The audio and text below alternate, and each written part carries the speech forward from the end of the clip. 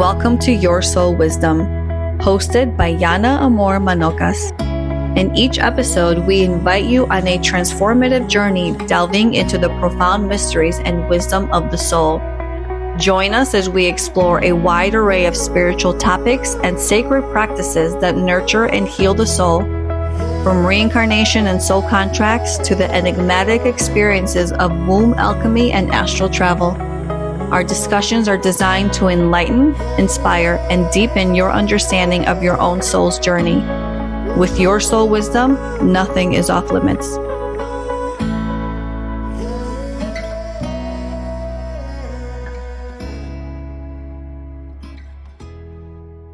Welcome to Your Soul Wisdom. I am your host, Yiannah Ahmohr Manokas, and please join me in welcoming some of my favorite women.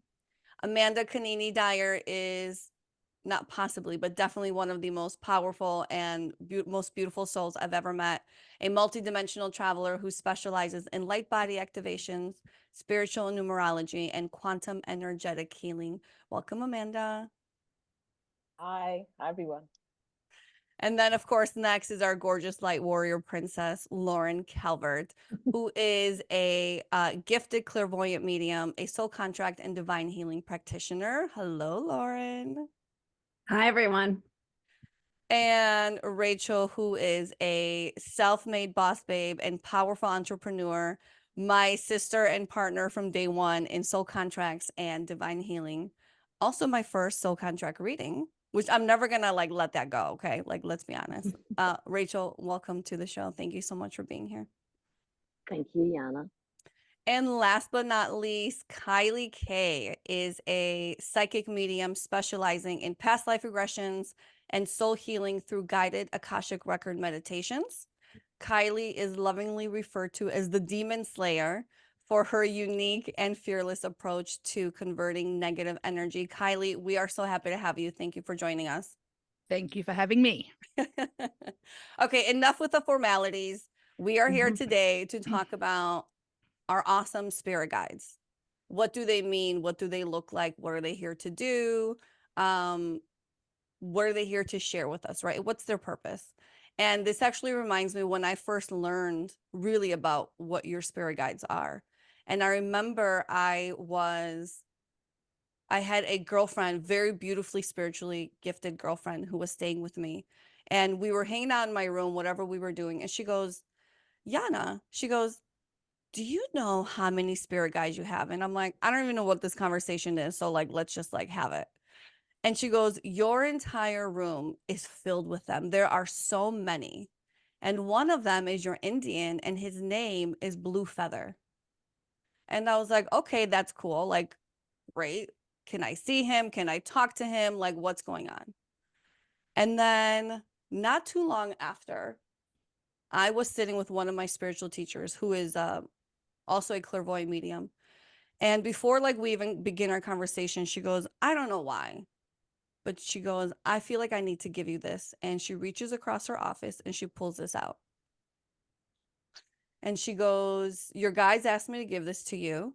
Does this mean anything to you? And I said, yes. I share the story of Blue Feather. And of course, she gives me a blue feather. What are the freaking odds? That is no coincidence. And then I'm going to fast forward a lot of it to Amanda and I doing a Lightbody session.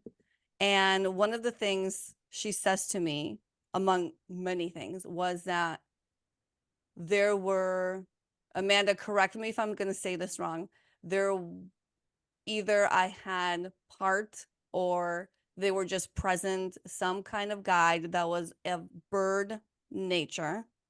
And did it have blue feathers? Blue feathers, correct. Yeah. So how crazy that in all those different times in my life, right, that showed up. It's just validation, right? This is how spirit, we know this is how spirit talks to us.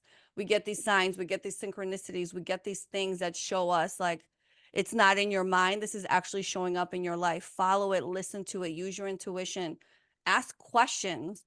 So I ask you ladies, what has your experience been like with your guides? How does it show up for you? How do you work with them? All of that, especially Kylie, you do lots of guided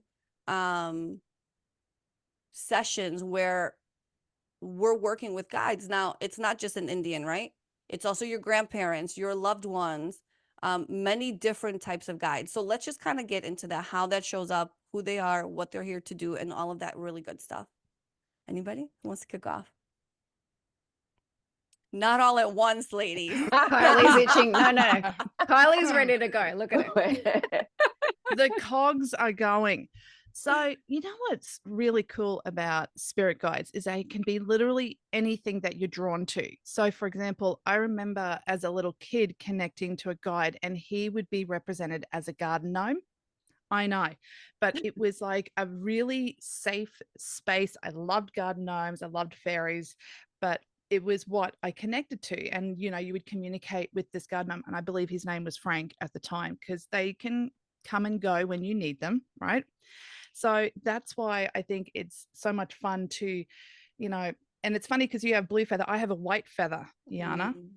Yeah, guide. One is not better than the other, okay? And it's not, there's no pissing contest when it comes to the guides, but I have a white feather, okay?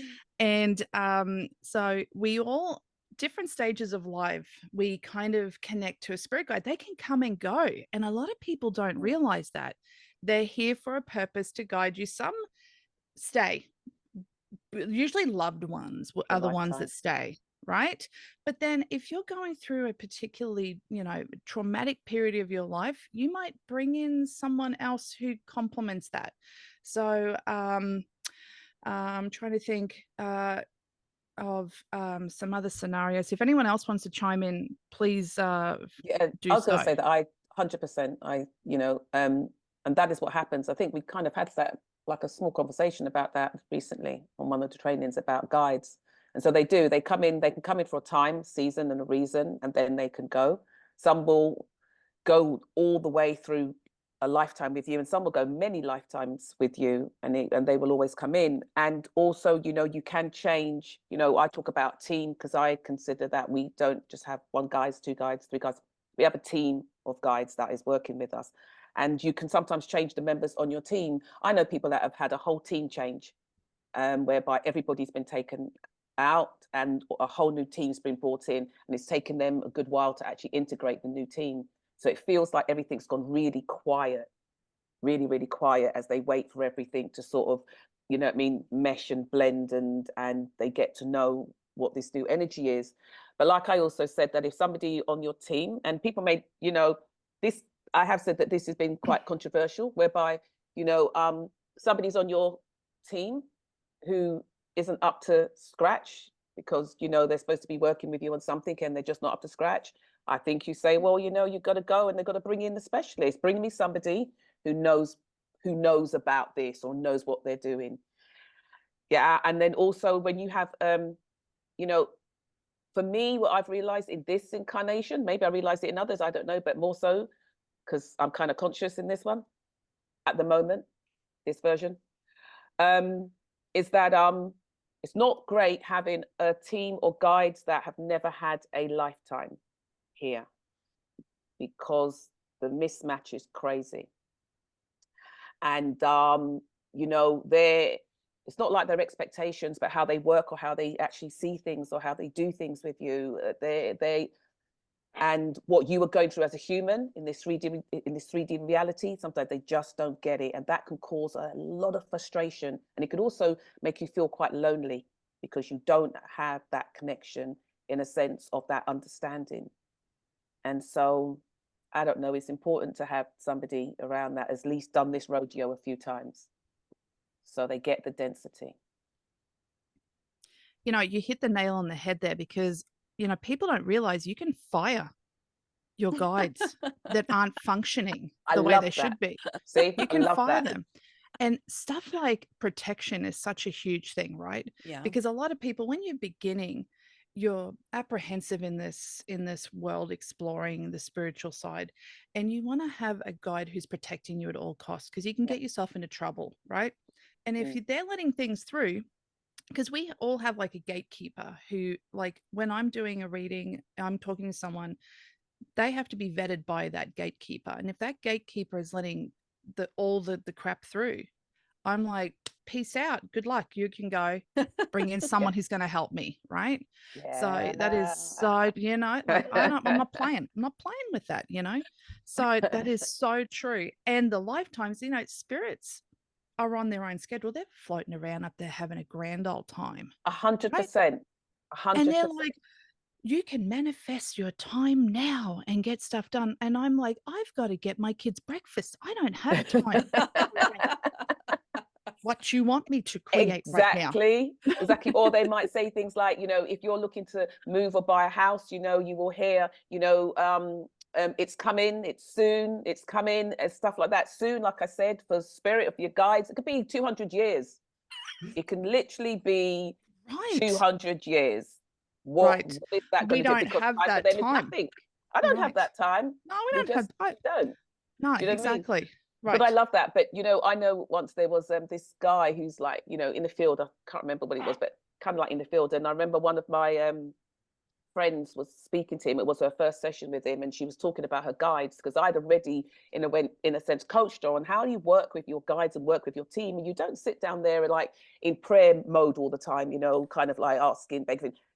Cut that out. You know what I mean? You've got to say, right, this is what's happening. This is what we need to do. And if that's not happening, then you know what? Somebody's going to have to get shifted. He said, "Oh my God, you can't speak to spirit like that. That's so."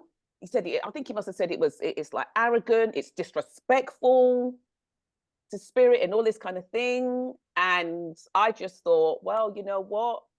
That's crazy that you would sit down there and you would think that it's let them do this. Let them come in and do this then. Because I'm the one that signed up for it. They signed up for their job. Do your job. I'm a big person about do your job. That's it. Preach it.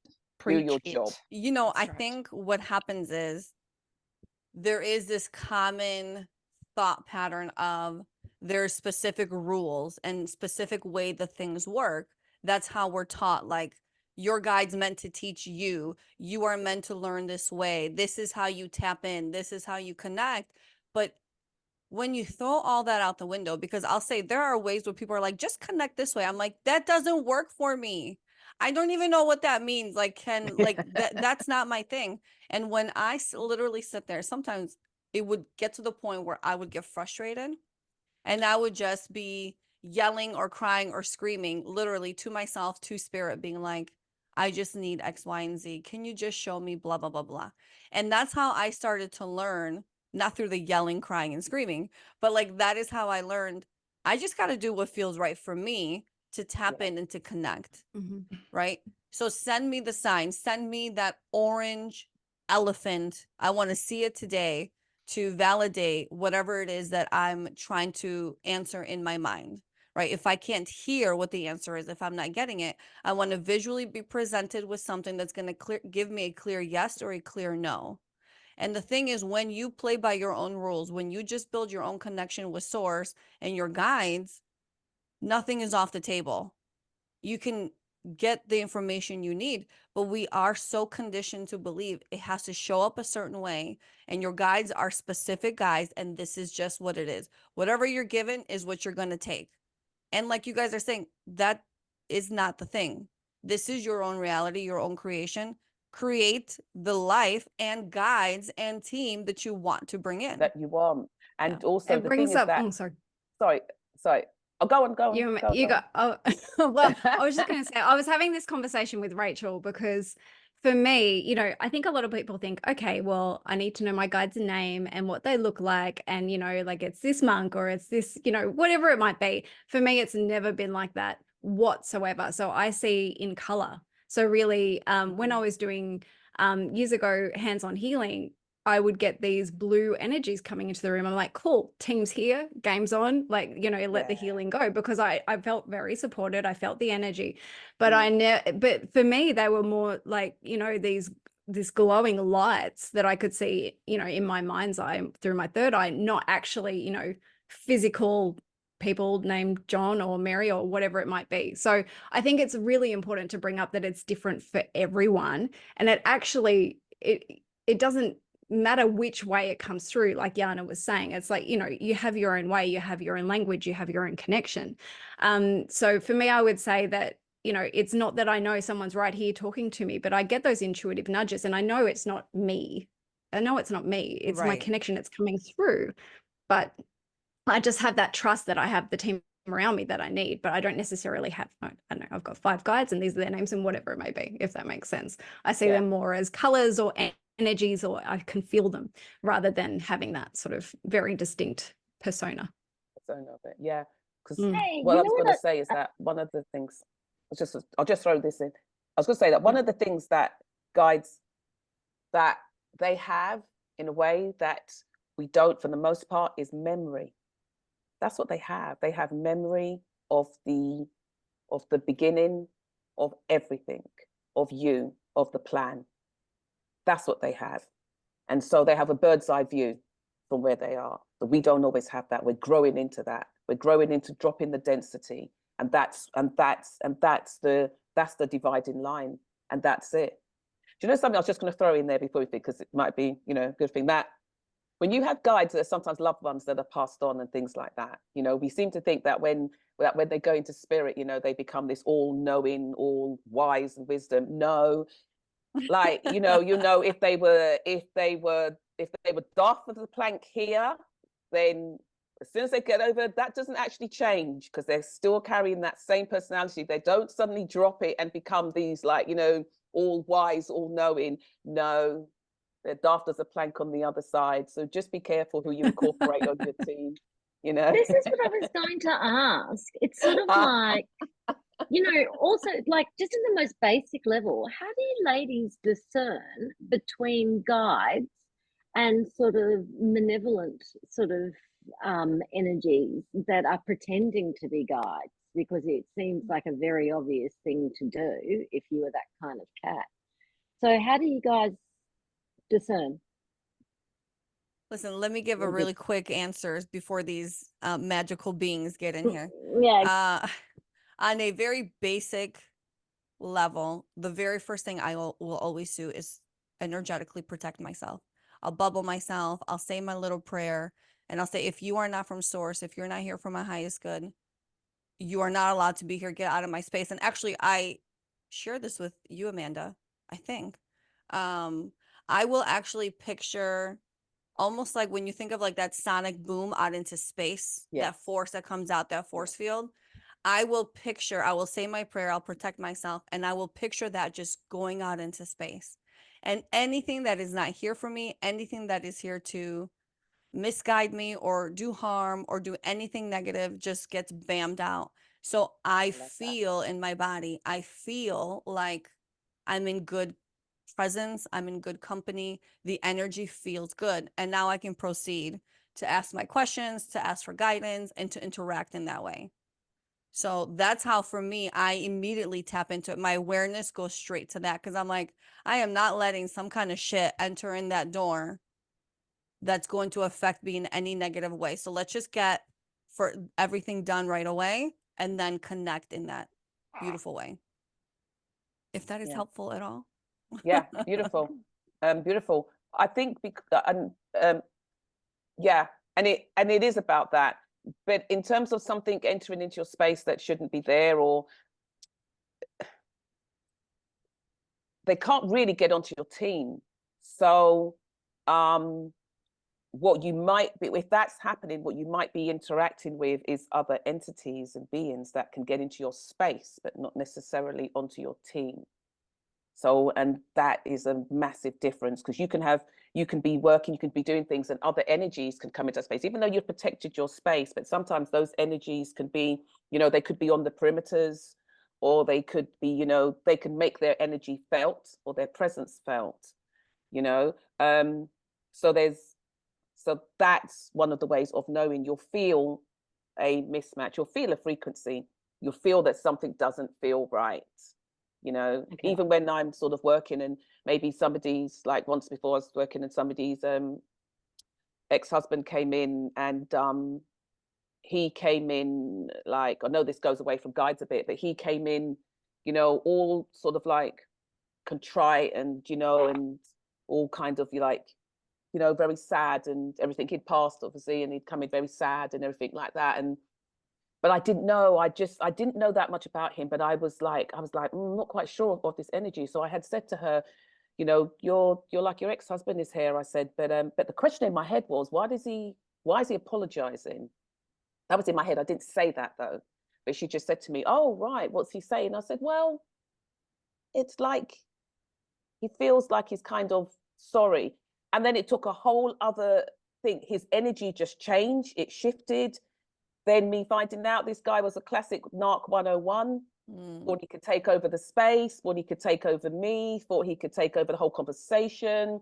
And then we find out he was really trying to get back inside the house because another psychic agent had cleared him from the house. He's trying to get back inside the house to terrorize a living toenail out of her.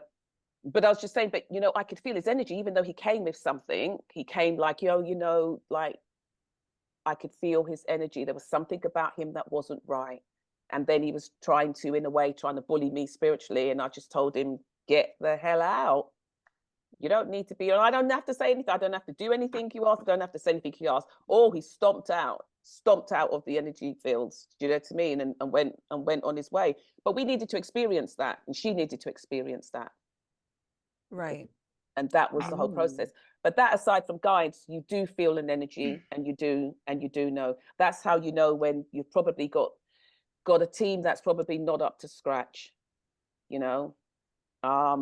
You know, and they just keep bobbing your head underwater all the time, and you come up gasping for air, and then they're bobbing your head underwater all the time. And I don't think guys are here to teach us about, are here to teach us about learning. That's just me. I don't think that that's what we have them for. They're not teaching us anything. That's not what it is. And maybe we should change the term guides. I don't know. I don't know. What do you think they're here for? Like, I'm not suggesting I think they're here for teaching, but if they're not here for that, what are they here for? Like company or no? I think they're here. No, but I Cooking think they're here to. I think because like that's what I'm saying. The one thing that they have that we don't necessarily have, because when we come in, the veil comes down, and that's what we're struggling to regain, is our memory of what it's all about. What are we doing here? Do you know what I mean? How do we navigate? And that's what I think they're here to help us do, because they have that bird's eye view. And until we get that bird's eye view, we need to have help on the other side, that they can see it on all different planes. That's what we need. But you know, and plus because we have guides for all different things, protection, you know, love, support, care, all different things. It isn't necessarily a teaching game. We have The other thing that comes, doctor guides, right, for our health. But go ahead, Rachel. I was just going to say, the other thing that comes up for me is that, you know, I think it would probably be quite obvious that I don't have an intimate relationship with my guides, although I can, from conversations I've had with Lauren, see the effects of them in my life. But, you know, if I did, I can't help thinking I'd be tempted to go too far the other way and like get too into sort of asking them for help or asking them for guidance and not actually just working it out myself, which is also part of actually having this sort of human experience kind of thing. So like, and I would imagine the more pressure I've got, if I did have the connection, the more out of myself, you know, I'd be looking for support. So how do you guys manage that? Or you don't experience it like that? Or Well, I just think it's really important that, you know, if you do ask for help and something's presented, like, how does that feel in your body? I use how I feel quite a lot. So just because, you know, I get a message doesn't mean I'm going to go and act on it, because I'm the one in this body. So it's like, take the counsel, but also sit with the energy, see how it feels, and move from there, rather than just going because that was the message, if that makes sense. Yeah, they're starting to sound like reps with market information. That's what they sound like to me, sort of thing, as in they're coming back and telling me what's happening out there in the industry. So yeah, okay. And then you can do what you want with that information. Yeah, absolutely, because you have free will. So it's up to your sort of discernment. And But that's one of the things about, you know, sort of doing all of those spiritual practices which help you become emotionally clear and able to hear those things, but also to act from a place that is, you know, not reactive. It's, you know, responding to situations from a really grounded, neutral place, using that intuition, knowledge, messages with that as well, I think. Yeah, I had a guide when I was younger, in my early 20s, who came in and then left, and he was a Native American Indian guide. And I know, God, even as I think about it now, kind of makes me feel quite sad because he's been gone a long time. But I know that I felt like we had had lifetimes together. But yeah, I was in my early 20s, and when I was going through very challenging times in a relationship, that if I didn't grab a hold of myself, I would have lost myself spiritually, because that was what was kind of being taken away from me, my whole sort of spirit side. He never used to speak, he never used to say anything. He just used to, when the challenge, he would literally just come in and step in behind me, and it was almost as if he would just merge with my backbone, and he was just there, and it was just giving me that strength and that protection, and that's what I had. We never ever had a conversation. I never ever asked him to come in, didn't do anything like that. He simply came in to strengthen me and to give me that kind of intuitive knowledge and understanding that I will get through this and I will come out the other side. And that was it. And then one day he was gone. I don't know, it could have been a year or two later. He was gone. I just didn't feel him there anymore. You know, and to touch on Amanda and Lauren, I think that what people sometimes have that misconception as a medium, that we sit there and talk to our guides and talk to spirit all day, when in actual fact, if I know, in my personal experience, if I was like, what's the lotto numbers, you know, or, you know, whatever, they're not going to tell me. And I typically don't get told anything because they're allowing me to live my human existence. I also get feelings in my body like, I'm not going to drive this direction today. I have a feeling to go the other way. And that's my message. Do I ask why? No, I don't question it because I trust the feeling. And sometimes that's all we need to know. We don't need to hear. We don't need to acknowledge. People like to hold on to the tangible, like 444s or whatever as confirmation. That's fine. But when you get to that high point of spiritualism, you realize that it's all in the body and knowing. Yeah. And that's all you need to be guided. Yeah. Right. So I can't even remember a conversation with my guides that's outside of client work. I don't even know who's out there, to be honest. I know of 2 that I work with, but everything else is energy. Do you know what that is? 100%. Do you know what, that is so interesting, because the other day, because I kind of just use my team for my work, you know, but last year, August, I had a bit of a burnout, and I realized that I had to take some time out for myself. And I was trying to figure out, and I just heard this, I was being told that you need to take a week off. And I was thinking, well, how am I going to do that? Where am I going to do that? You know, I've got appointments booked in, I've got blocked in. I can't just cancel people and things like that. And I looked at my diary, and suddenly I had this one whole week.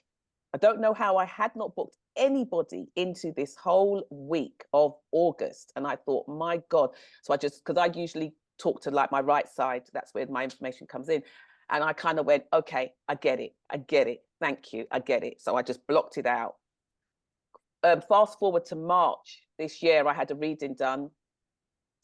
And the lady said to me, do you know you've got a new guide that's come in for you? And I was like, oh, okay, that's cool. So she goes, no, he's come in for you. And I was like, great, get in that team. And she was like, no, he wants you to know that he's for you. She said, do you understand that? And I went, oh, yeah, I do. And she said, and he's been working with you on self-care. And I was like, oh my God, let me tell you something. I was like, you know, and I said, I understand. And then I said about the diary thing, about taking that week. And then she goes, and your guide just said, that was me. And but I knew it. Do you know what I mean? But I knew it. But she said, but I realized that, you know, that everybody had come in. I was just in the team, get to work. Right. We've got work to do. I hadn't taken anything.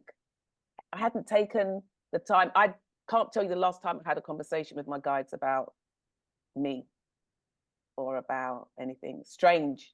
But can I ask you guys why?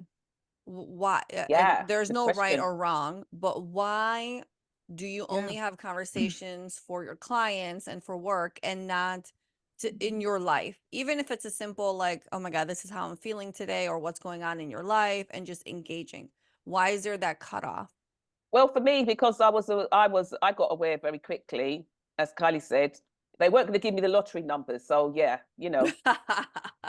I got to jump in there, but you know, my grandmother was this little French lady, you know, from the north of France, and she used to dream of like the Melbourne Cup winners and things like that, but she would never bet on them. So she was given the information, but she didn't use it. I mean, good on her. Wow. Anyway, that. you keep mentioning the lottery, so I'm just chucking that in there. Well, it is believed, right, that your Mhm. gifts are meant to be used with integrity. They're meant to be Mhm. used for, you know, the higher good. And, you know, it is believed that should you start using it for selfish reasons like that, that your gift can be taken away. But I could Because, do a lot of good with that, Dosh. yeah, listen, I'm just yes, saying. spread it, Just saying. spread You it know? around, girlfriend. From your mouth to God's ears. What's funny is, or what's interesting is, you get people who are like, oh yeah, one of my guides is Abraham, or one of my guides is, you know, some high ascended master. And people can be very critical and judgmental of that. And I will share, for me, one of the first guides that I actually connected with visually and I was able to hear was actually Jesus.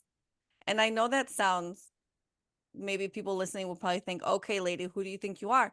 But it's not like I set out for that. I literally was going through a period in my life where I was really connecting and deepening my connection with source. And I would sit on my bed and I would just close my eyes. I'd go back to that beach, which is the very beach that I still go to today. And I remember all of a sudden, I just started feeling this energy next to me. And eventually I would look, and I mean, this was over a period of time. And when I would connect, I would just see the whole body. I'd see the whole vision. And while it felt like source, it felt like it was God, it actually was Jesus. It looked like Jesus. The energy was Jesus, everything about it. And in the beginning, I would just share whatever was going on in my life. And he would just look at me. And it was just this all loving, encompassing feeling. Like no matter what I shared, I just felt loved and heard. And then as I kept going with it and I would invest my time, I would start seeing his mouth, his lips move, but I couldn't hear it yet. And I remember one day consciously going, oh, I'm actually making progress here. Like I'm getting to that point where I'm going to hear and everything's going to come in. And then what happens at some point, life kind of gets in the way too. And you kind of aren't as invested in that, not invested, that's not the right word. You get so busy in life that you're like, oh, you know what? I'm so tired today. I can't meditate. And what happened to me with that specific connection is I never got to the point with Jesus where I was able to hear because life got in the way and I lost that connection. But he was very present for me. It was very much him. I could feel him talking to me. I understood what he was saying. I couldn't hear the words, but I understood that love and compassion and support I was getting. And then what happened was, once, you know, life gets in the way and then I got back into it, I had somebody else. It was no longer Jesus. And now people are like, okay, lady, like calm down. But no, it really was the energy of Jesus. So you hear that a lot. One of my spiritual teachers, she worked with Abraham for a while. She worked with many high ascended masters. And like you guys say, like they come and they go. They served its purpose and now they moved on. But people think you're crazy when you say that that's who you are working with, that is who is present with you. And I just think if that is what it feels like for you, let it be that. Do not let other people alter what is going on for you. Like literally live in that space and take it on. Yeah. Yeah. Funny enough, you say that. I have a best friend who she used to go, when she used to go into meditation, I think Jesus used to come to her. She wasn't a religious person. She was very, very, very spiritual.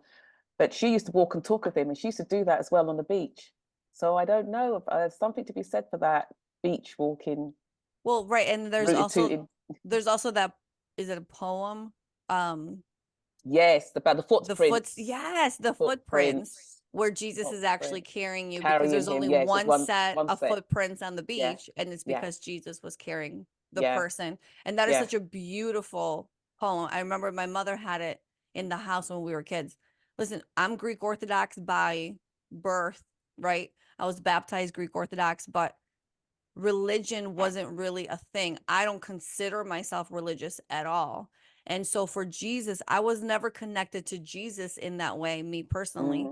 So when he came in, it's not like it was my religious background that's like, I'm going to call him in. It was just wild. And I was shocked that that's who showed up, but that is who showed up. So yeah, there must be, I wonder if there actually is something to that, because what are the odds, right? And the poem. So how cool is that? Yeah, nice Nice one. And then Kylie and I had a session together, I think maybe beginning of 2024. Yes. And you guided me, and here I am. I'm like, Kylie, I don't know what I'm gonna get. I don't know what's gonna come through. And you're like, no problem. And literally we walked through some beautiful journeys together. One of them was my grandmother. My grandfather came in too. And the way that was guided, and now you know what you're doing in your sessions. You know where you're taking me. I have no idea where you're taking me. And everything represents something to you. But to me, I'm like, I'm just going to go to the forest. I don't need to go to the cave right now. Right. And then it unfolds this entire story, which, talking about you being a demon slayer, when we got to my cabin, there was actually an entity in one of the rooms. Do you remember that? No, but I believe you. No. Well, this is a really cool story. I'm really invested in this now.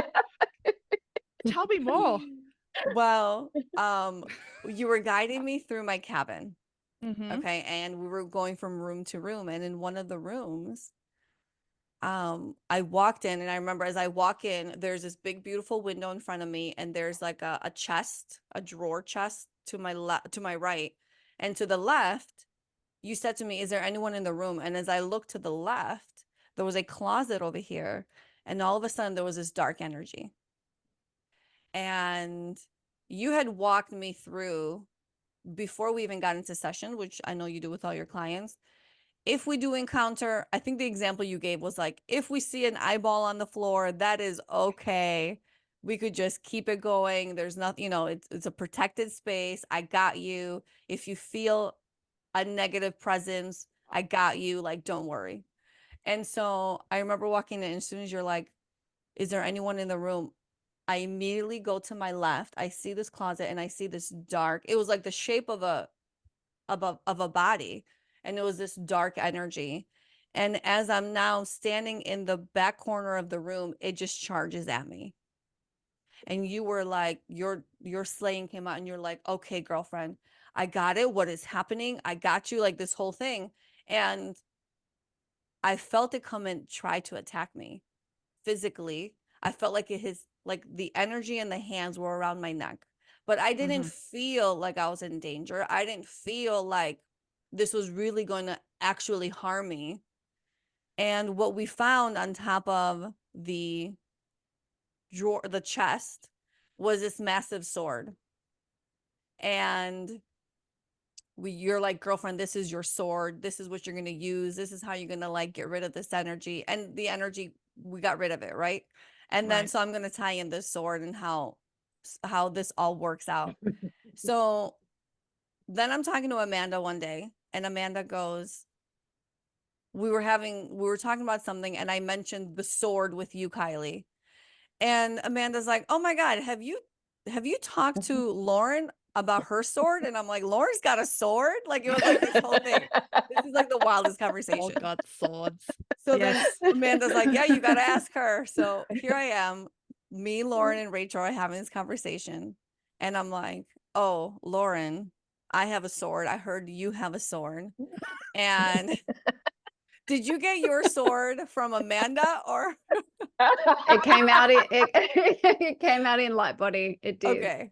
Got it. So I Yeah. got my sword from Kylie. You got your sword with Amanda. And here we are having us three, me, Rachel, and Lauren are having this sword conversation. We're cracking up.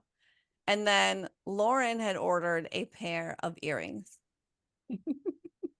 And They were sun Why and am I- moon why am earrings I or not star and moon surprised? earrings. that's right, a star and moon earring. Kylie, do you know this story? No, No, but I I'm not haven't told surprised. her. No, Lauren has a whole plethora of jewelry on the standby for different reasons. Yeah. And She's crystals. talking about this I'm one. like, that was yesterday. Yeah, that was yesterday. So Oh, I'm like, I "Is it love aquamarine?" that. She's like, I have I've got this. an aquamarine. Yeah.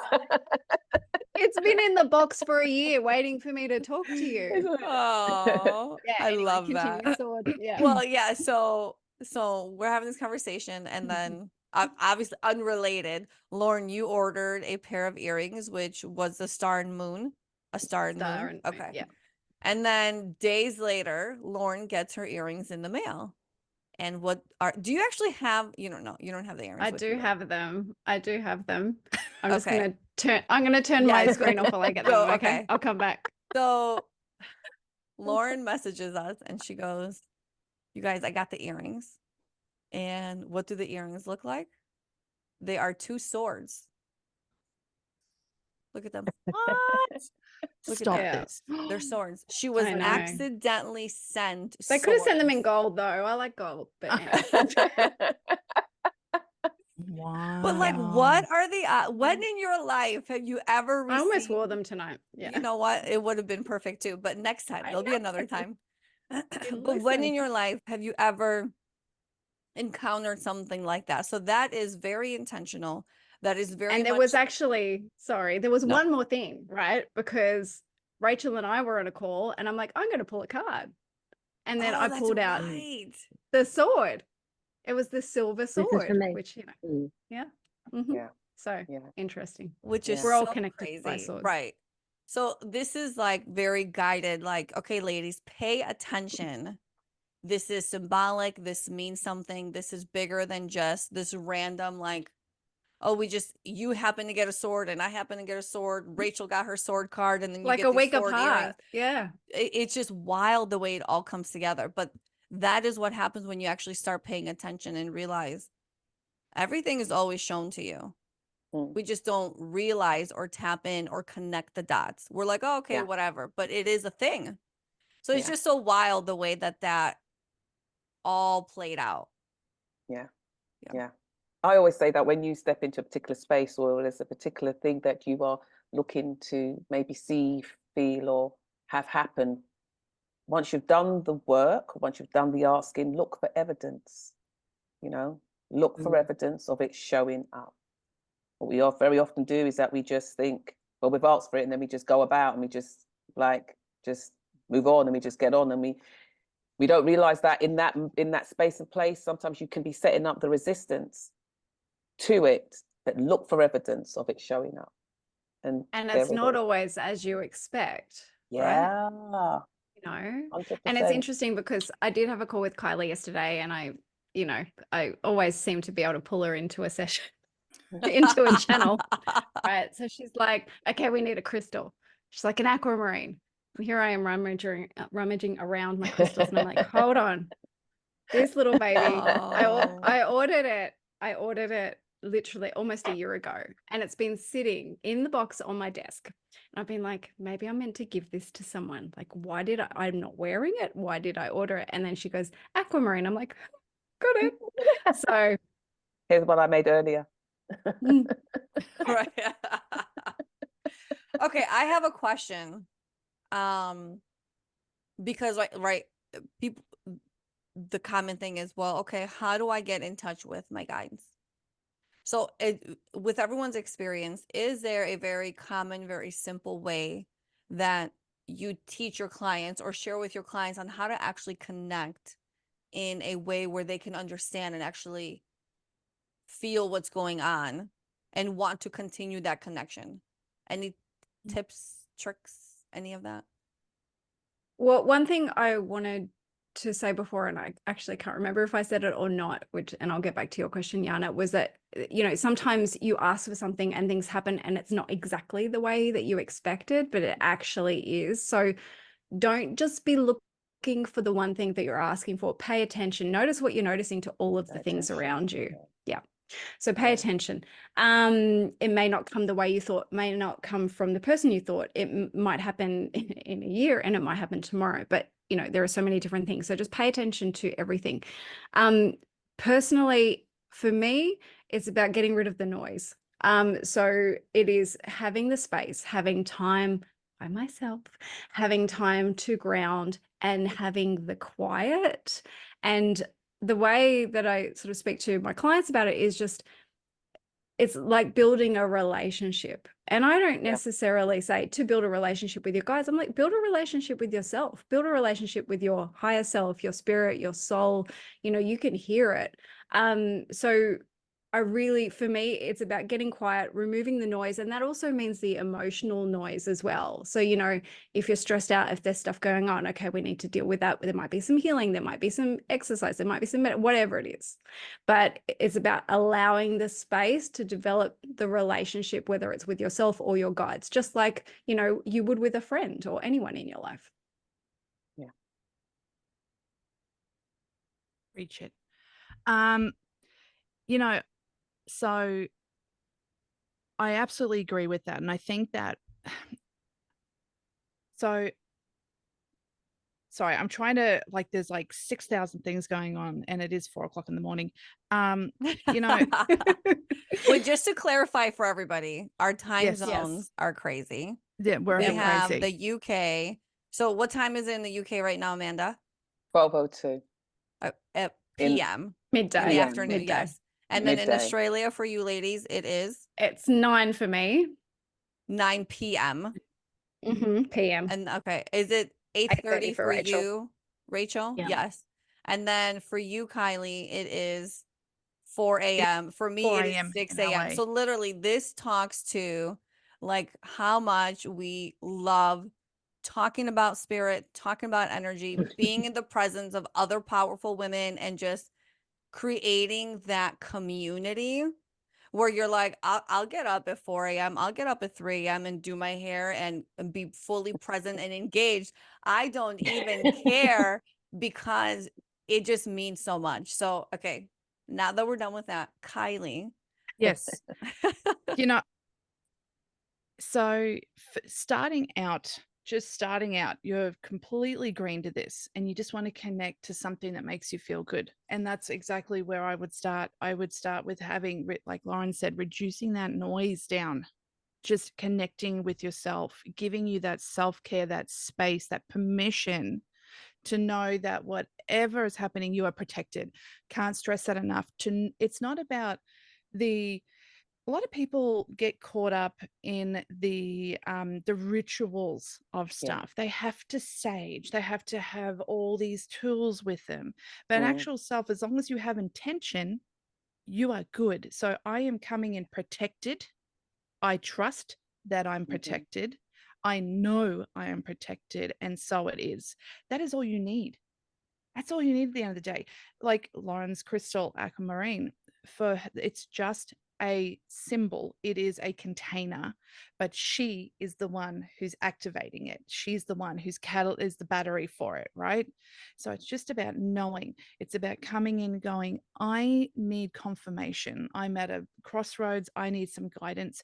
Please show me what that might be. Could be a radio. I'm always very rudimentary starting out. I'm like, look at billboards. Yes. Look at license plates. Look at songs on the radio. What's the random song? I'm buying my bananas in the grocery store and what song is on? What color should I wear today? Really Yeah. just be in tune of your surroundings, connect to that, know that it's there. It might not make sense, but you just put it in your pocket and you come back to it when you need to. Then you'll be like, the other day I was buying bananas and I have feeling I need to wear yellow. I'm going to wear yellow, and I had a really awesome day today. And that might be the message that you need for the day, right? It's just about knowing that it is available to you if you trust the process. Yeah. Does anybody Yeah. want to share And- how they actually, I apologize, Amanda. Does anybody Sure. want to share how they actually, like what the beginning of that journey was like for them? Right? Because as we connect now, it's very easy to kind of get back into that space. And like, okay, my team's here. Okay, this is what's happening. Okay, like I want to blah, blah, blah, blah. Right. And for me, I will say, like, I have periods I go in and I go out. And not yes, life gets in the way sometimes, but sometimes I also feel so blocked. Right. And that's me getting in my own way where I'm like, I can't even connect to anything right now. And it's almost like you forget how to even tap back in. Because, and I'm sure it has a lot to do with what's going on, like in your physical world, and having that energy and having that desire and that drive. But what was everybody's, whoever wants to share, how was it when you initially got into it? And how did you even understand that that's what it was? And in connecting with your guides and connecting to that side of things. Anybody? So I'll throw in here. What I was going to say before is that question that you always get asked on top of it all is how do I know I'm speaking to my guides, or it's my guides and it's not me? My answer to that is just keep talking. Just keep talking. There is no need to be in a space of, well, differentiating that that's your guides and that's not me and stuff, because it really actually doesn't matter. You just keep talking. What are you feeling? What are you feeling? What are the feelings that are in your body, that's in your heart, that's in your mind? And that's what it is. And it really is about 100% about setting intention. It really is. People don't realize just how important your intention is. And it does it all. Intention is 50% of the work done, to be quite honest with you. And if we really understood that and went with that a lot more, things could be a lot more easier. Remembering to what is your intention, or to set that intention before you even do your work. What's your intention? Yes, because your higher self is also a part of your team, right? And that's you.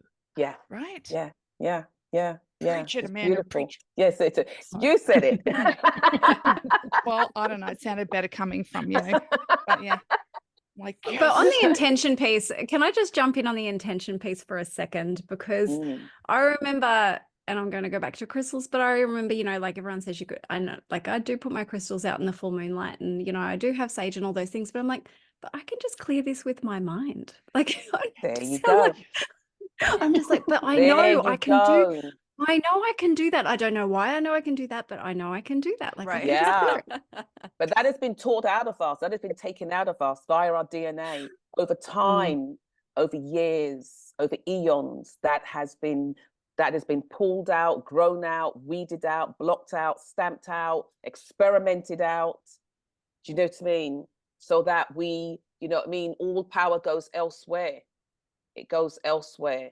While we just think, we're just these, pitiful little humans, just sitting on this wheel going round and round and round and round and round, but it really is about that. Because I always say, and it's funny enough, because I get more than often now when I'm working with people, I get the fact that a lot of their teams that I'm working with, when I'm co-creating with their teams, is experiment. Go out there and play with it. Go out there and test it. If you have a wand, your spiritual wand, test it. If you have I wings, still don't know what that means. How do you test your wand? Can you please be specific? I'd really like to learn how to go bippity bop. And that's it. Set your intention and see what happens. What is it that you're wanting to experience? What is it that you're wanting to see? And then look for it showing up. Look for it showing up. Be present, be aware, and be attentive to it showing up. Do you know what I mean? We have to start changing and moving into the changes that all other light bringers are putting into the space for us. We need to start stepping into that world, that existence, that reality. That's what we need to start being. We need to start being. We say that we're divine, then start being. Step into that. It's like we're almost waiting for like that new coat to come, you know. Well, I've ordered it online. I've ordered the divine. I've ordered the goddess. Okay. You know, it's not next day delivery, but it's supposed to get here in 2 weeks. So, you know, when it gets here, we'll see if it fits. And that's what we're doing. You know, You what's know, interesting is that I'm sorry, just I wanted to, no, you know, please, yeah. Go.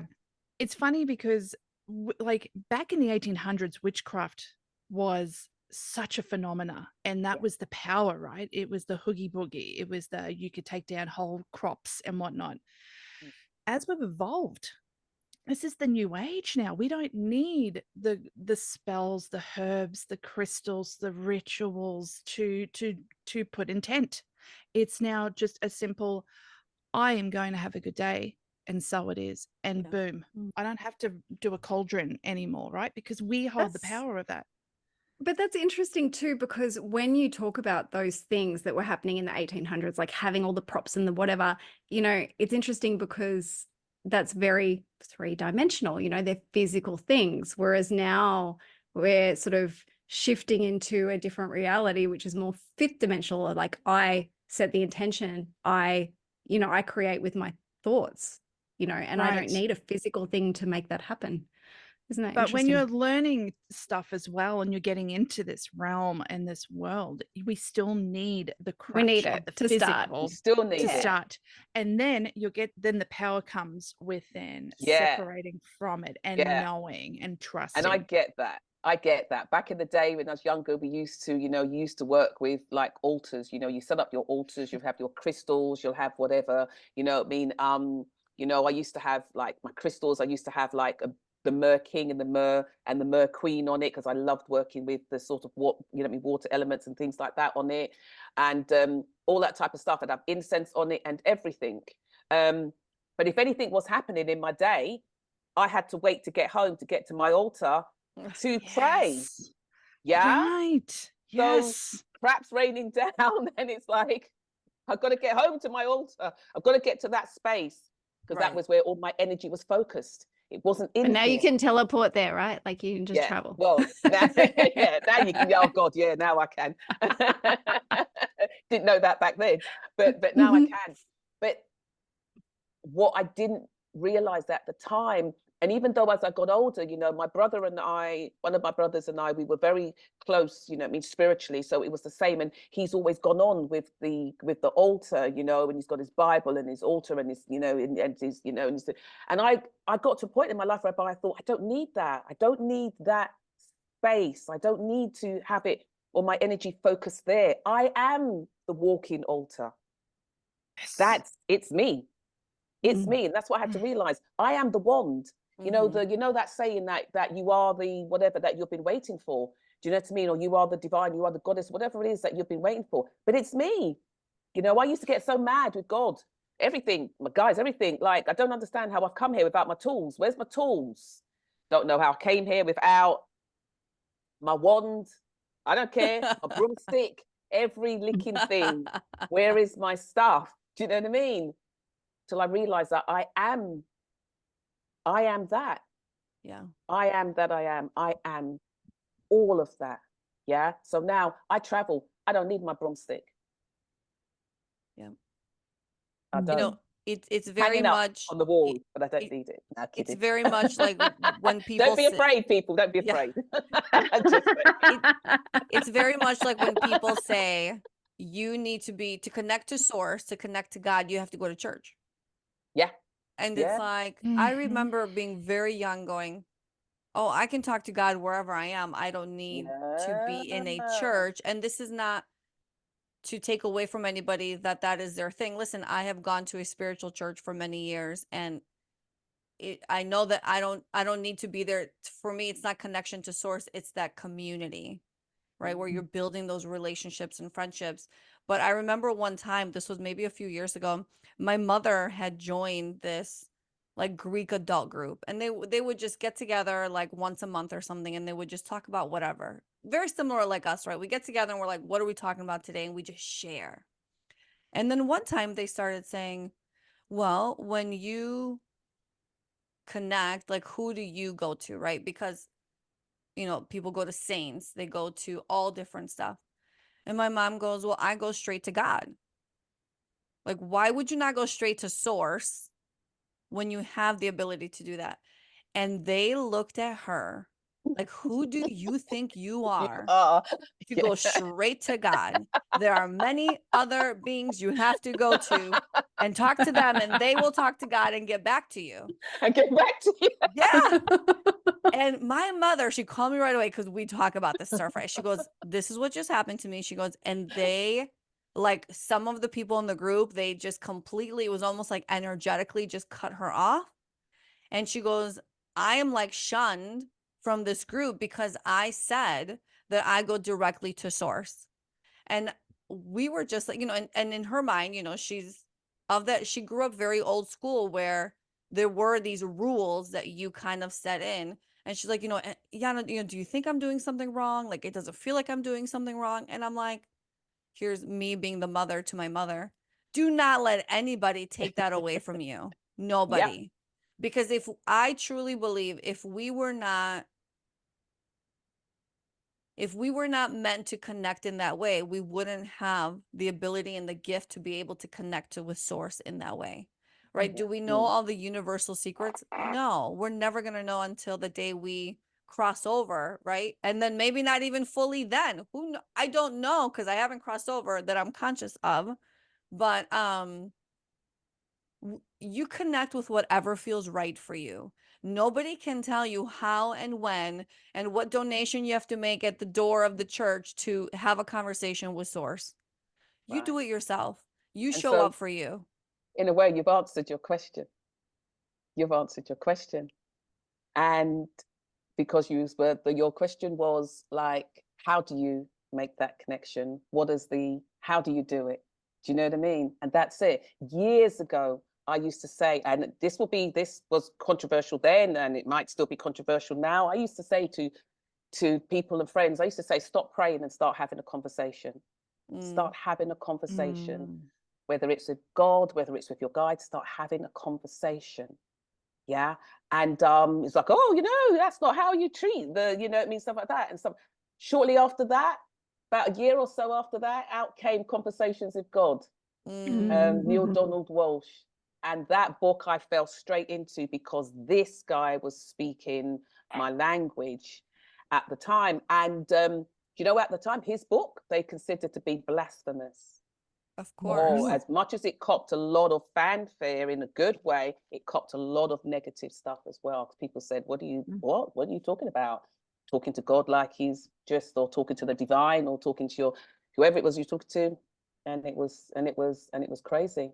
But it's about having that conversation. Yeah. It really is about, you know what I mean, sitting like that. For me, when I started out, going back to your original one, I used to meditate a lot. I used to meditate, but in a way, my conversations came out of the fact that, you know, we were a very spiritual family. So my mum was always sort of seeing loved ones, past ones, spirit. She saw everything, though, whether it was dark energy, whatever energy, she saw it. And so to me, it was just natural and it was just normal. It wasn't weird. You know, like for my younger sister, she used to see all the time. I didn't see, and I didn't want to see like that, because I just said to my team a long time ago, I don't want to see like horrible things or dead people, that kind of stuff at the time. So she would get on the bus and she would be moving all over the bus because she can't sit there, and the bus is empty, and I'm like, for the love of God, sit down. But she'd say to you, but can't you see there's people sitting in the seat? And so there's nobody sitting there. Do you know what I mean? She could quite clearly see that. But so I had always spoken to, in a sense, to the other side. I'd always called in what I needed. Because I always knew some energy, divine was always there. I always knew that it was always there. And I just needed to tell them, what was happening, obviously, because I felt, maybe at the time I felt I needed to tell them what was happening, because if they were actually seeing what was happening, they'd do something about it, but it wasn't for them to do something about it, you know, it's for me.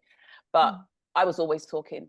But I would go very deep into meditation and connect that way as well. I used to spend hours meditating. Yeah, it's a really good space for me to be in though as well at the time. I don't meditate so much like that now anymore though, you know. And I think that that's interesting, because I think that when we're starting, we think that we need to go into this meditative state. And I have a lot of clients who are like, I can't do that. I don't know how to do that. And I'm like, you know what? My best work comes when I'm shaving my legs in the shower, because I'm on a 100%. singular, doing the dishes. Yep. Like 100%. I am doing a task, and Yeah. I am like, you know what, I'm just mindlessly, and like, you know, I thought of you in the shower, not like that, but I was thinking of you today. And this oh my God, that is so real. I'm just going to jump in there. Now, for me, I always say that if I have a challenge or there's something that I need to know, I always say to my team, okay, by the time I go in and out the shower, I'll have my answer. Because the water is a portal in a way, right? Like I always believe water is a portal, it's a protector. Yeah. And, you know, so many different things it is. Water serves. It's such a beautiful medium. Such a beautiful medium. But I always used to wonder why when I go in the shower, I get all these messages. Do you know what I mean? Or if I'm, when I'm working that day, I'll get all this information in the shower. Yep. I get it in the bath. Yeah. And when I'm doing a wee. Like, I don't understand what happens when I go to do a wee. It's not like I'm going off, I need some answers, ladies. Let me go to the toilet. I'll be back here. Well, now we know what's going to happen now. You how many elegant solutions have come to me by doing a wee. I said it to my dad once, and he's not a spiritual person. He's a professor of anatomy, but he said that urinating is a very unique situation where it activates your parasympathetic and your sympathetic mind equally. And so he thought it had something to do with that. So that sort of super consciousness is what he's thinking of. But anyway, just putting it out. Yeah. Anybody else having wee downloads? Apparently it's not that unusual. I'm going to drink some more water. I will need to pay attention. But just, you know, Yiannah, you were saying, you know, how did you start? I think a lot of people are connecting and not realizing, okay, that's something, because I feel like I did that a lot of my life. And then here I am getting into spirituality going, come on, I just want some messages. And it's actually like I was getting them all along. And I have a thing for channelers, and I've had a couple of sessions with very famous channelers. And one of them, I said, how can I connect to my guides more? And he's like, you're making this too complicated. They're rolling their eyes at you. You think you're doing this on your own? They're there with you all the time. I went, okay. Thank you. Love that. Yeah. And it is like that. Just start talking. You may think you're crazy, and we're designed. And I'll tell you something else as well, that as human beings and also as women, you know, there's a crystal that we have in us that is designed that when you start to step into that power, into that divinity, when you start to that journey of going, you know what I mean, home to source and who we truly are, it gets activated and it makes you think you're going crazy. Oh, which one is it and where is it? I think we got ours out already. You don't have it. You don't have it. And you don't have it. Now. Yeah. But so what that then does is that it takes you 1 step forward, 2 steps back, 3 steps forward, 2 steps back. So it slows down the awakening process, you know, because we're always questioning ourselves, you know, did I hear that? Is that right? Did I see it? I have a friend who my bestest, my soul friend and my soul sister, and she gets a lot of messages through car registrations. Car registrations? Yeah, car registrations. Like license plates. License plates. License plates. Sorry, I'm converting to American for you. It's okay. No, but you're correct. It wasn't even car registration, but it's called your registration plate, because that's what. So, or license plate. Yeah, perfect. So she gets all her messages through that. I get phone calls all the time. oh man, so I was just driving, I was just asked this question about this, and then this number plate just come out in front of me and and stuff like that. And I'm like, oh my God, how do you do that? She doesn't obviously get whole sentences, but it will be like a, you know, it would kind of spell out either colors or a yes or a no, or the person's name that, you know, that she might be trying to get in contact with, or have them contact her, and all of that type of stuff. Or she'll suddenly see her dad's name who was passed in a license plate. It is quite phenomenal how she does it. And you know, we're always getting and are always been given answers. Always. Yeah. The universe will always show you how to move forward. And, you know, if you're meant to be blocked from something, you will keep getting blocked from that person, place, or thing. Always. And it's funny because I used to get, I'm in Aries, okay, I'm a fire sign. So I used to just get really frustrated with driving. I had a lead foot and I was like, let's go. Like, why are you going speed limit? What is happening? And I remember one day going, okay, I need to just relax and just not allow things to, and it wasn't like I was triggered, but like not allow things to like get me frustrated. Like, let's go, you're going too slow. What are you rushing for? And when I started doing that, what I realized was when I would feel that emotion bubble up, I'd be like, no, it's okay. I'm clearly missed this red light for the 5th time of all the 5 lights that I went through, because I am meant to slow down. I am meant to maybe miss something. I'm not meant to get there early. I'm not meant to get there on time. There's something that we get blocked from possibly having to experience. But what I love is you're always being like how your girlfriend gets answers from license plates. That shows up everywhere. When I started my business before I got into soul contracts and all that, I had a 9 to 5 and I was like, I think I want to open up a daycare. Like, I want the daycare business. That's what I want to do. I love children, all that. And I was like, how am I going to do this? And where do you begin? And now you're self-employed. So like there is no regular paycheck coming in. And like you said, Kylie, with the billboards, I started seeing the Just Do It Nike billboards everywhere. And I would see it in a magazine and I'd see it on my TV. And it was one of those where like, if you just pay attention, the answer is always presented to you. And then I remember after the 3rd or 4th one, I was like, okay, I'm just going to do it. And that's what happened. I literally was like, I give myself 1 month. So I quit my job and I gave myself 1 month to get it together. And in that month, I got it together and I was able to build a beautiful business out of it. But it was one of those where it's like, you're scared to take the leap of faith. You're scared to know what your next direction is. But if you just say, please show me, make it easy for me to understand, like smack me in the face with the answer, you're going to get the answer. Now, whether you say, well, I don't like that answer, so I'm going to keep ignoring that until I get the one I like. Right. Correct. Yeah. That is how you can fool yourself. Yeah.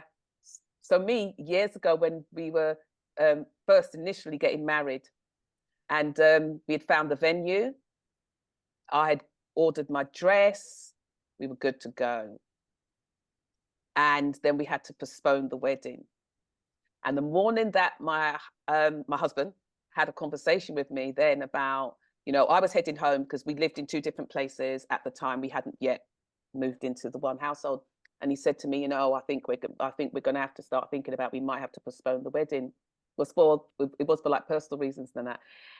And I was devastated when he said it. I couldn't believe that he could be saying this to me, that there had to be another way. There had to be another way.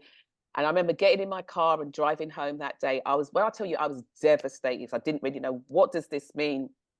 I was crying on the way home and everything like that. And this car suddenly pulled out in front of me, literally pulled out in front of me. I'm on like a dual carriageway, you know, it's quite busy. And the license plate, and I just looked at the license plate and the license plate said, sorry. Wow. And I was like, what does that mean? What does that mean? I don't understand. But you know what? As a spiritual person, if I had locked into that and understood it, it would have saved me months of anguish.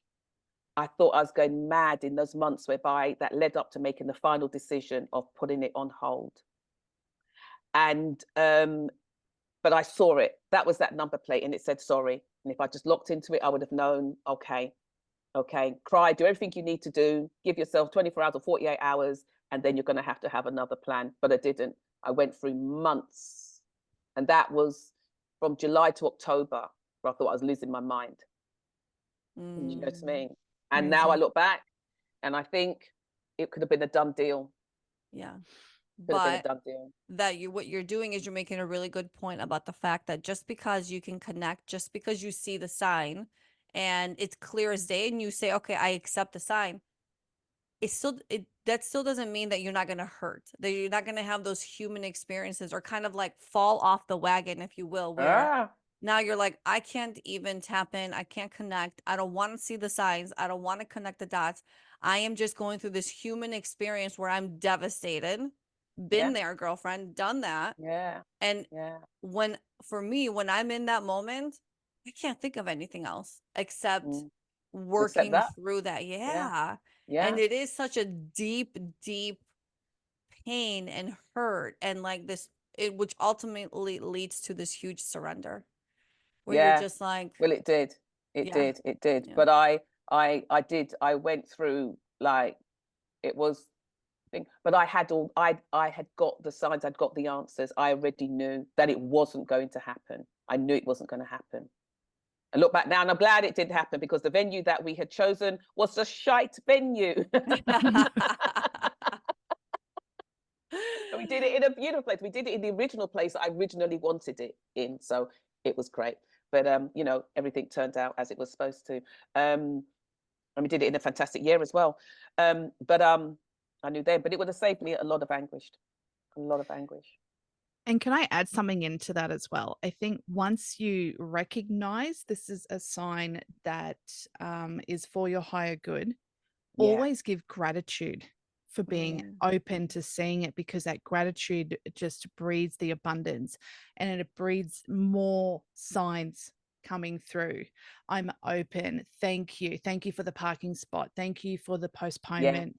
Thank you for showing me the sign. Because it's just, you know, a wonderful acknowledgement to the spirit world as well. Gratitude is very underrated. I actually just had this conversation with somebody, and people just don't even, and I have those moments too, right? So I'm not calling anybody out, but it is one of those where, like, gratitude is not, gratitude gives to everybody and everything, right? Even though when we say, like, thank you so much, source, for this blessing in my life, or for whatever has come to you, whatever has been presented to you, that is for you and for source and for everything. Like, that means so much, and it puts you in an energetic state of just love and this beautiful space where that radiates out, and it means so much. And it is such a big thing, but such a very simple thing to do. And I truly believe if people really tapped more into that, it could change the world. Like, that's how big I actually think gratitude is. Yeah. And to add to that, though, I don't think people really know how to show gratitude for themselves. Yeah. It's very hard to give yourself that love, to give yourself that appreciation, to give yourself that thanks. And I think it has to, in a way, it starts there as well. Because, you know, if we're always giving it out the door or wherever else, then we never really show that for ourselves. Many, many times, I have to say, with simple, small things, go look in the mirror, pat yourself on the back and say, yeah, I did a good job today. You know, I did a good job today. I've had a challenging day and I have bossed that. Do you know what I mean? Or even you make something, it could even be something small. You make a great, you know, you might, I don't know, anything. I always say, always pat yourself on the back, or just give yourself the thanks or the acknowledgement that I'm doing a great job. My husband's very good at that. I learned that from him. Like, if he was to go from A to B, like and it was funny enough that if I was to go from, if I was going somewhere, I went from A, you know, it wasn't even a big deal, but, you know, I've traveled somewhere and he'll always say to me, well done, babes. well done. Do you know what I mean? I think, yeah, I did that. I went to Sainsbury's. Do you know what I mean? Like you did. But always because he will always, in a sense, say that to himself.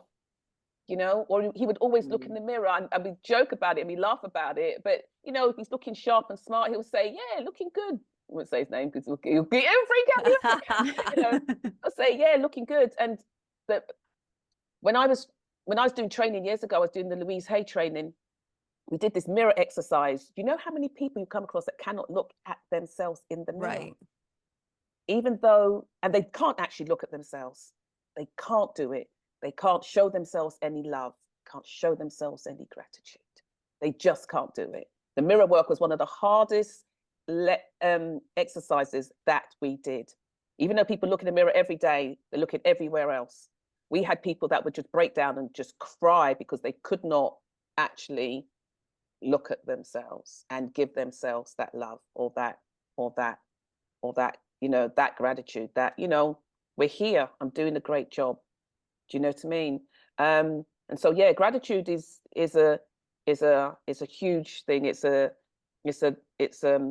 beautiful thing. And, I always say thank you in a sense to spirit. You can see that even within you do the divine healing work, it's a very big part of the work, of saying thank you after you're doing each command code and things like that. But I do tell my team, thank you. We did a boss job today. Or I'll get up and walk away from my laptop and say, wow, I love that. It's fantastic. Thank you. It's clearly after all of my sessions, Amanda. So can I add to that? Yeah. I was shuffling some cards beforehand, and of course it's probably reversed, but it's the mirror card. So I wanted to acknowledge that, listener, if you have reached this point of the podcast, congratulations and thank you. But can you go look in the mirror and practice some self-gratitude, because that all of this stuff is gateway to connecting to your higher self, your guides. It's these little activities that we can do for ourselves that are just a gift that keeps on giving. Beautiful. Love that. I love that. Awesome. What a beautiful way to close out our discussion, ladies. It is, as always, such a pleasure. Amanda, why don't you let our listeners know how they can get in contact with you? You can get in contact with me at thealchemyoflightbody.com. Beautiful. And I look forward to hearing from you all. Yes. And she does take every 5th week off. So if you don't hear from her, just give her grace. Okay. She is doing self-care. I am. Thank you. Thank you. I am. It's amazing. Lauren, please let everyone know how they can reach you as well. At beautifulradiantsoul.co. I love it. Rachel, our mysterious you can reach me in your heart. We can connect. Oh, I We can connect through the ether. Yes. Oh my God. Actually, hold on. Can people, contact Rachel, ask some questions? Oh, look, I will come up with something soon, but I haven't at the moment. And I don't think anyone is looking for some food wholesaling representation in South Australia. So one day in the future. I love it. We're gonna have our Ask Rachel segment. I think Ask that would Rachel be... from the toilet segment. Yes, I'll be back. I'm She signing needs to drink up for a that. lot of water. I know. Before answering Rachel's those wee questions. break. We need to find out where we get Kylie. Yeah, Kylie, where can people find you so you can slay their demons? Yeah. Demon Slayer. It is KylieKay.com.